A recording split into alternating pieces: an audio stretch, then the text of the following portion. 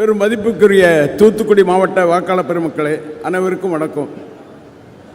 இன்று நமது தூத்துக்குடி மாவட்டத்திற்கு வருகின்றுள்ள இந்திய கூட்டணியுடைய ஆளுமையும் மாண்புமிகு தமிழ்நாட்டு முதல்வர் தலைவர் அவர்களுடைய ஆறுயிர் சகோதரமான மதிப்புமிக்க பாராளுமன்ற எதிர்க்கட்சி தலைவர் திரு ராகுல் காந்தி அவர்களையும் இன்றைக்கு அவர்களோடு வருகின்றவர்களையும் வரவேற்று தமிழ்நாட்டின் சட்டமன்ற தேர்தல் பரப்புரைக்கு இந்திய நாடே உற்றுநோக்கி வரும் இந்திய நாட்டை தென்கோடி தமிழ் முனையில் இருந்து வழிநடத்தும் நமது திராவிட பேரரசர் திரு முத்துவேல் கருணாநிதி ஸ்டாலின் அவர்களுக்கு உதயசீலத்தில் களங்காணும் திமுக வேட்பாளர் மற்றும் காங்கிரஸ் வேட்பாளர் மற்றும் இதர கட்சி வேட்பாளருக்கு வாக்கு வந்துள்ளதற்கு எங்களுடைய தூத்துக்குடி மண் சார்பாக பெருமைப்படுகிறோம். தூத்துக்குடியிலிருந்து பாராளுமன்றத்தின் ஒரு பெண் சிங்கமாக கடிச்சித்து வரும் எங்கள் மாண்புமிகு பாராளுமன்ற உறுப்பினர் கனிமொழி கருணாநிதி சார்பாகவும் எங்கள் துணை முதல்வர் இளைய தலைவர் மாண்புமிகு உதயநிதி ஸ்டாலின் அவர்கள் சார்பாகவும் உங்கள் அனைவரையும் வருக வருக என வரவேற்கிறேன். தலைவர் வழியில் நாம் வெல்வோம் ஒன்றாக.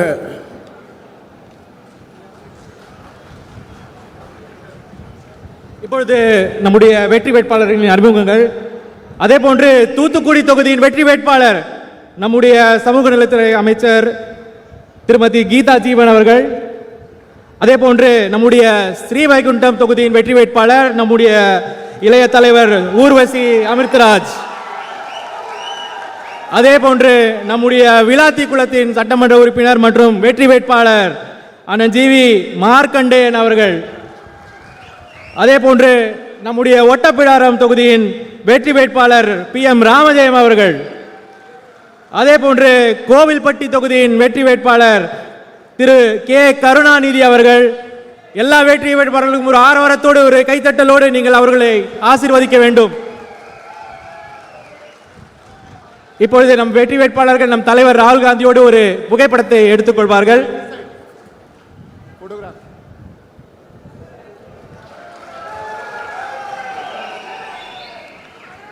இப்பொழுது நம் மத்தியில் நாம் ஆரவாரத்துடன் எதிர்பார்த்து கொண்டிருக்கும் திரு ராகுல் காந்தி அவர்களின் உரை. ராகுல்ஜி, we request you to deliver a speech to the people of Thoothukudi.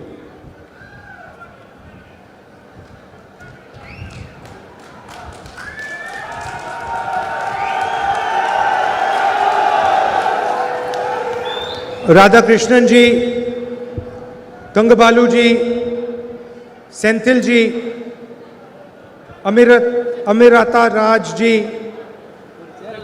Jagan Periyasamy ji, K Perumala Swamy ji, Sahaya Raj ji, senior members of the Congress Party and DMK Alliance who are on the stage,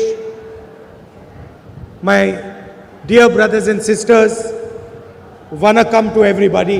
I'd like to welcome you here. I'd like to start by offering condolences to those who died in the fire incident at the firework manufacturing unit yesterday. என் அன்பிற்குரிய நண்பர்களே, நேற்றைய தினம் சிவகாசியிலே நடந்த தீ விபத்தில் உயிரிழந்த நம்முடைய அன்பிற்குரிய சகோதரர்களுக்கு என்னுடைய அஞ்சலியை செலுத்தி அவருடைய குடும்பத்தினருக்கு என்னுடைய ஆழ்ந்த அனுதாபத்தை தெரிவித்துக் கொள்கிறேன். In our constitution, India is defined as a union of states. India, that is Bharat, is a union of states. That is what is written in the constitution. நம்முடைய இந்திய அரசியல் சாசன சட்டம் நம்முடைய இந்திய திருநாட்டை மாநிலங்களுடைய ஒன்றியம் என்று வரையறுத்திருக்கிறது. The constitution accepts that each state has its language, its tradition, its history and its own imagination.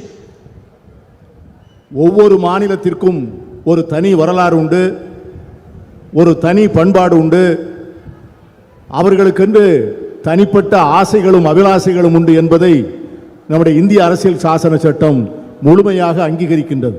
And according to the constitution, all the states are equal and have equal rights in the union.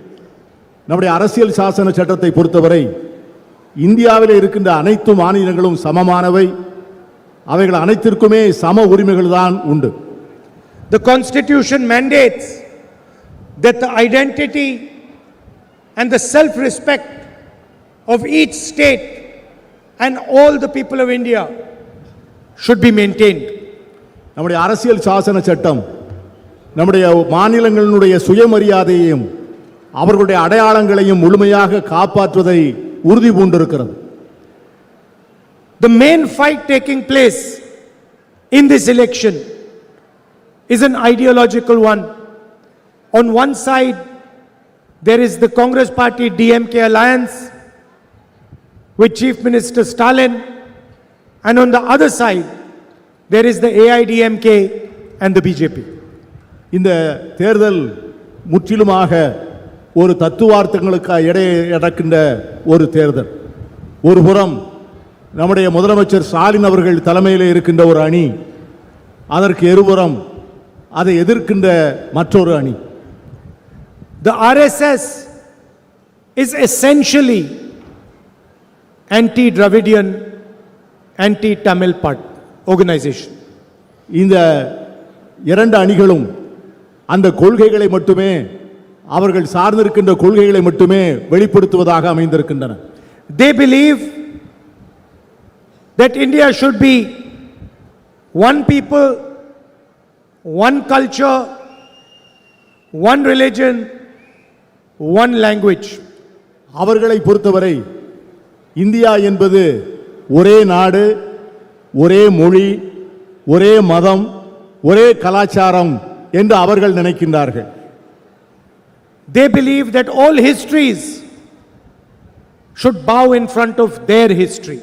அவர்களை பொறுத்தவரை இந்த அத்தனை மாநிலங்களுடைய வரலாறும் அவர்களுக்கு முன்னால் சரணடைய வேண்டும் என்று அவர்கள் ஆசைப்படுகிறார்கள். All languages should bow in front of their language. இந்த நாட்டிலே இருக்கின்ற அத்தனை மொழிகளும் அவர்கள் சொல்லுகிற மொழிக்கு முன்னால் மண்டியிட வேண்டும் என்று எதிர்பார்க்கிறார்கள். And all traditions should bow in front of their tradition.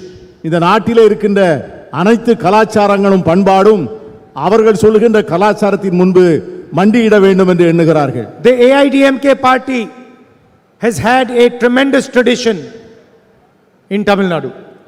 Anna Dravida Munnetra கழகத்திற்கு கடந்த காலத்திலே ஒரு பெரிய வரலாறு உண்டு. And there is no doubt that it has served the people of Tamil Nadu. Anna Dravida Munnetra Kazhagam ஒரு காலத்தில் தமிழக மக்களுக்கு பல்வேறு சேவைகளை செய்திருக்கிறது என்பதிலே எனக்கு எந்த மாற்று கருத்தும் இல்லை. It had great leaders who defended the idea of the Tamil people. Anna Dravida Munnetra கழகத்தில் இந்தியா என்கிற தத்துவத்தையும் தமிழகத்தையும் பிரதிபலித்த மிகப்பெரிய தலைவர்கள் வாழ்ந்தார்கள், இருந்தார்கள் என்பதை நான் ஏற்றுக்கொள்கிறேன். But that AIDMK does not exist anymore. ஆனால் அந்த அதிமுக இப்பொழுது இல்லை. It is dead and finished. அந்த அதிமுக இறந்து போனது, அதன் வரலாறு முடிந்து போனது. The new AIDMK is a hollow shell, and the BJP wants to use it to enter Tamil Nadu. இப்பொழுது இருக்கின்ற புதிய அதிமுக உள்ளே ஒன்றுமே இல்லாத உள்ளீடற்ற வெற்றுக்கூடு. அதை வைத்துக்கொண்டு பாஜக தமிழகத்திலே புகுவதற்கான முயற்சிகளை மேற்கொள்ளும். That is the entire plan. அதுதான் அவர்களுடைய முழுமையான திட்டம். They have compromised the leadership of the AIDMK because of corruption. Anna Dravida Munnetra கழகத்தினுடைய தலைவர்கள் மத்தியிலே மலிந்திருக்கின்ற ஊழலின் காரணமாக அவர்கள் டெல்லியிலே இருக்கின்ற பாஜக தலைவர்கள் முன்னால் முழுமையாக சரணடைந்து விட்டார்கள். There are many dedicated AIDMK workers.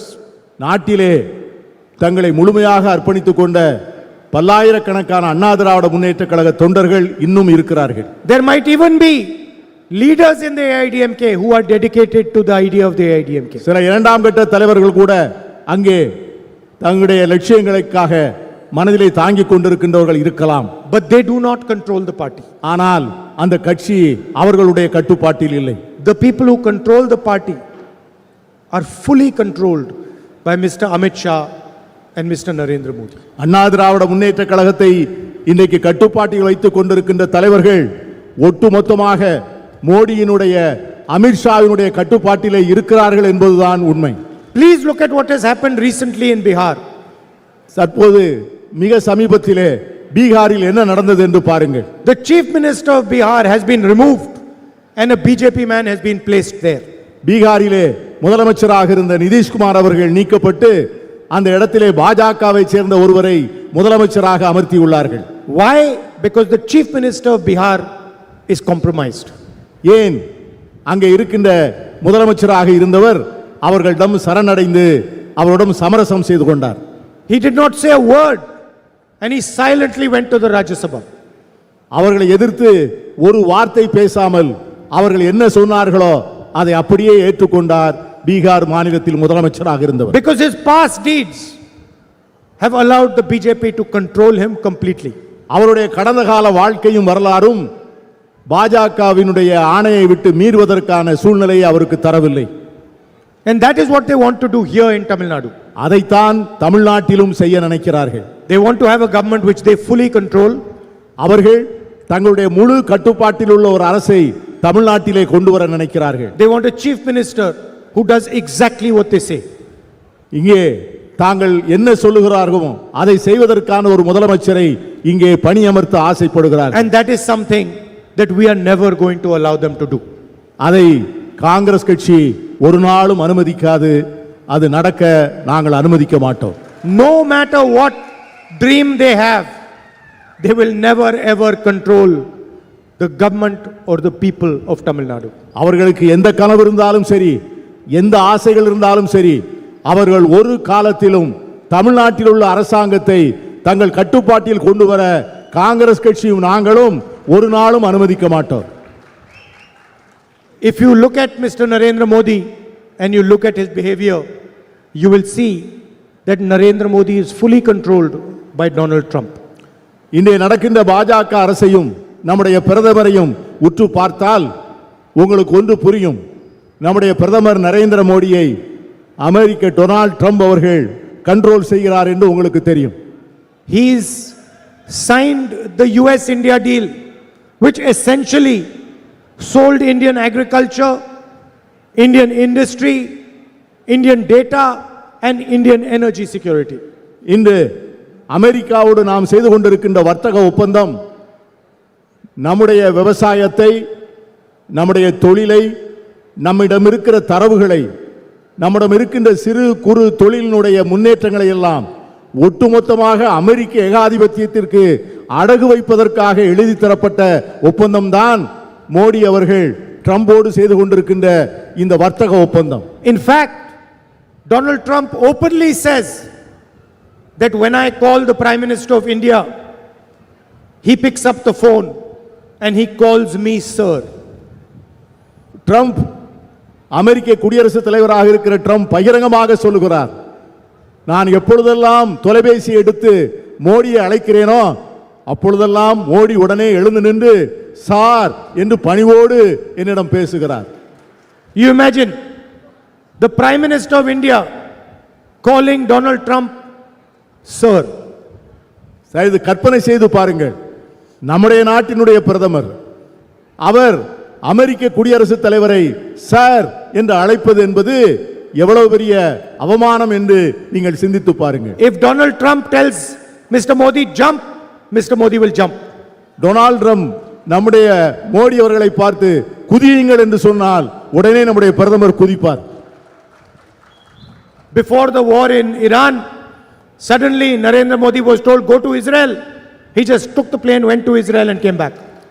நம்முடைய ஈரான் யுத்தம் வருவதற்கு முன்னால் ட்ரம்ப் மோடியை பார்த்து இஸ்ரேலுக்கு போங்கள், அங்கே போய் அந்த நாட்டினுடைய பிரதமரை சந்தியுங்கள் என்று ஆணையிட்டார். உடனே நம்முடைய பிரதமர் இஸ்ரேலுக்கு போய் அங்கே இருக்கின்ற பிரதமரை The பார்த்தார். reason is simple. Epstein files and Mr. Adani. அதற்கு என்ன காரணம்? எப்ஸ்டீன் ஃபைல் என்று சொல்லக்கூடிய பல ரகசிய நடவடிக்கைகள் அடங்கிய ஆவணங்களும் அதானி அவர்களுக்கு இருக்கின்ற வியாபார நலனும் தான் அதற்கு பின்னாலே இருக்கின்ற காரணங்கள். And that is exactly what Narendra Modi wants the Chief Minister of Tamil Nadu to do. Narendra Modi எப்படி ட்ரம்பிடம் நடந்து கொள்கிறாரோ அதை போல தமிழ்நாடு முதலமைச்சர் தன்னிடம் நடந்து கொள்ள வேண்டும் என்று மோடி நினைக்கிறார். When he calls up the Chief Minister of Tamil Nadu, he wants to hear, sir. அவர் பிரதமர் மோடி அவர்கள் தமிழ்நாடு முதலமைச்சரை தொலைபேசியில் அழைத்தால் இங்கே இருக்கின்ற முதலமைச்சர் உடனே எழுந்து நின்று சார் என்று பணிவோடு அழைக்க வேண்டும் என்று விரும்புகிறார். Problem is, Mr. Stalin will never ever call Narendra Modi sir. இதில் என்ன முக்கியமான கருத்து என்னவென்றால் நம்முடைய முதலமைச்சர் ஸ்டாலின் அவர்கள் அப்படி ஒரு நாளும் எழுந்து நின்று அவரை சார் என்று அழைக்க மாட்டார் என்பதுதான் முக்கியமான பிரச்சனை. And so he wants a AIDMK chief minister who picks up the phone and says, yes sir, what can I do for you? அவர் அண்ணா திராவிட முன்னேற்ற கழக முதலமைச்சரை போல போனை எடுத்துக்கொண்டு சார் நான் உங்களுக்கு என்ன செய்ய வேண்டும் என்று கேட்க மாட்டார். The other thing that Tamil Nadu has done is shown the way to India for social development. இது முக்கியமான ஒரு கருத்து என்னவென்று சொன்னால் இந்தியா முழுமைக்கும் சமூக நீதி என்ன என்பதை தமிழ்நாடு தான் சுட்டிக்காட்டி இருக்கிறது. How to develop, how to progress a state while respecting all communities, all castes, all traditions. ஒட்டுமொத்தமான அனைத்து சமூகத்தினரையும் எல்லா சாதியினரையும் எப்படி முன்னேற்றுவது என்பதை தமிழ் சமுதாயம் இந்திய திருநாட்டுக்கு சுட்டி காண்பித்திருக்கிறது. And this has been a tradition in Tamil Nadu. இதுதான் தமிழ்நாட்டினுடைய பண்பாடு, இதுதான் தமிழ்நாட்டின் கலாச்சாரம். And we are going to continue this tradition in Tamil Nadu. நாங்கள் இதை தொடர்ந்து தமிழ்நாட்டிலே இந்த கலாச்சாரத்தையும் பண்பாட்டத்தையும் பேணி பாதுகாப்போம். After all, it was Kamraj ji who put the foundation of social development in this state. இந்த அருமையான சமூக நீதி தத்துவத்திற்கு அடிப்படை அமைத்தவர் நம் நெஞ்சில் நிறைந்த நம்முடைய பெருந்தலைவர் காமராஜர் அவர்கள். He built the foundation of a public education system, the best public education system. அவர்தான் மாநிலத்தினுடைய பொது கல்வி திட்டத்திற்கான அடிப்படையை முதலில் அவர் ஏற்பாடு செய்து இந்த மாநிலம் கல்வியில் சிறந்த மாநிலமாக வளர்வதற்கான அத்தனை முன்னேற்பாடுகளையும் செய்து தந்தவர் பெருந்தலைவர் காமராஜர் அவர்கள். And he conceptualized the midday meal scheme, which is a really powerful development tool. அவர்தான் ஏழை எளிய மாணவர்களுக்கு மதிய உணவு அளிக்கின்ற திட்டத்தை தமிழகத்திலே முதலாக அறிமுகப்படுத்தி இந்தியாவிற்கே வழிகாட்டிய மாபெரும் தலைவர் Kamarajar. In the same way, when we were in government at the center, we pioneered Mahatma Gandhi Manrega, which has been destroyed by the BJP. இதை தத்துவத்தை தான் உள்வாங்கித்தான் காங்கிரஸ் கட்சி ஆட்சியில் இருக்கின்ற போது மகாத்மா காந்தி தேசிய ஊரக வேலை திட்டம் என்று ஒரு அற்புதமான திட்டத்தை நாம் அறிமுகம் செய்தோம். So our alliance knows how to look after the poorest of the poor in the state. எங்களுடைய கூட்டணியில் இருக்கின்ற கட்சிகளுக்கு இந்த நாட்டிலே இருக்கின்ற அடிமட்டத்தில் வாழ்கின்ற ஏழைகளுக்கு எப்படி உதவிகள் செய்வது, எப்படி அவர்களை முன்னேற்றுவது என்பது எங்களுக்கு இயற்கையாகவே எங்களுக்கு தெரிந்த ஒன்று. And we are going to deepen the foundation of social justice in Tamil Nadu. நாங்கள் வரக்கூடிய காலங்களிலே சமூக நீதியினுடைய அடிப்படையை மேலும் ஆழமாகவும் அகலமாகவும் விரிவாக்கம் செய்ய எண்ணுகிறோம். The first step is to give every woman 2,000 rupees a month in her bank account. முதல் அடிப்படையிலே வரக்கூடிய காலங்களில் தமிழகத்தில் இருக்கின்ற ஒவ்வொரு பெண்ணுக்கும் மாதம் 2000 ரூபாய் வழங்குகிற திட்டத்தை இந்த அரசு வந்தவுடனே அதை நிறைவேற்றி கொடுக்கும். And to ensure that every woman who buys property for the first time gets to register her property for free. தமிழகத்திலே முதல் முறையாக சொத்து வாங்குகின்ற பெண்களுக்கு அவர்களுக்கு பத்திர பதிவு கட்டணம் முழுமையாக இலவச தள்ளுபடி செய்யப்படும் என்பதையும் தெரிவித்துக் கொள்கிறேன். For landless farmers, we are going to give 6,000 rupees every year. நிலமற்ற விவசாயிகளுக்கு வருடத்திற்கு 6000 ரூபாய் வழங்கப்படும். And senior citizens and differently able people will get 2,000 rupees every month into their bank account to support them. மூத்த குடிமக்களுக்கும் மாற்றுத்திறனாளிகளுக்கும் மாதம் ரூபாய் 2000 வழங்கப்படும். 2,500 rupees a month for food security to support families so that they have enough to eat. எல்லா ஏழை குடும்பங்களுக்கும் உணவு பாதுகாப்புக்காக மாதம் ரூபாய் 2500 வழங்கப்படும். And we also guarantee that we will fill all government vacancies within 300 days. வரக்கூடிய நாட்களிலே அரசாங்க காலி பணியிடங்கள் அனைத்தையும் நாங்கள் முழுமையாக பூர்த்தி செய்து அத்தனை பணியிடங்களிலேயும் வேலை இல்லாதவர்களை பணியமர்த்துவோம் என்கிற உறுதியையும் நான் உங்களுக்கு சொல்லிக்கொள்ள You ஆசைப்படுகிறேன். know that I have a deep relationship with the people of this state. உங்கள் அனைவருக்கும் தெரியும், தமிழ்நாட்டிலே இருக்கின்ற மக்களுக்கும் எனக்கும் இருக்கின்ற உறவும் அன்பும் எவ்வளவு ஆழமானது என்பதை நீங்கள் ஒவ்வொருவரும் அறிவீர்கள். You can ask anybody in Tamil Nadu, who is the one person who's not born in Tamil Nadu, who will protect Tamil interests, and the answer will be Rahul Gandhi.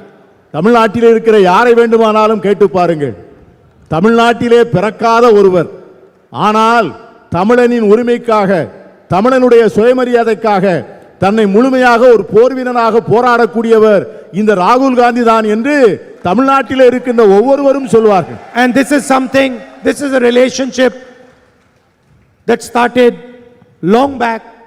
You had love and affection for my grandmother, for my father, for me, for my sister. And this is a deeper relationship than a political relationship. இந்த உறவும் அன்பும் பிணைப்பும் இன்று நேற்று ஏற்பட்டதல்ல. அது எங்கள் அன்னை இந்திரா காந்தியினுடைய காலத்திலே ஏற்பட்டது. என் தந்தை ராஜீவ் காந்தியினுடைய காலத்திலே ஏற்பட்டது. என் மேலும் என் சகோதரியின் மேலும் நீங்கள் பொழிகின்ற அன்பையும் பாசத்தையும் பார்த்து நான் நெகிழ்ந்து போயிருக்கிறேன். So you must know that no matter what happens, I am your soldier in Delhi and I will protect the interest of Tamil people, protect the language, Tamil language, and ensure that you are always having full representation in the country. எது என்ன நடந்தாலும் எங்கே எப்படி நடந்தாலும் ஒன்றை மட்டும் உறுதியாக வைத்துக் கொள்ளுங்கள், டெல்லியிலே நான் உங்களுடைய போர் வீரன். தமிழ்நாட்டிற்கும் தமிழ் மண்ணுக்கும் தமிழகத்திற்கும் எப்பொழுதாவது இடையூறு வந்தால் அதை முதலில் நின்று போரிட்டு பாதுகாக்கின்ற போர் வீரனாக நான் டெல்லியிலே இருப்பேன். I appreciate all of you coming here in the heat from far away. I'd like to thank all of you for coming.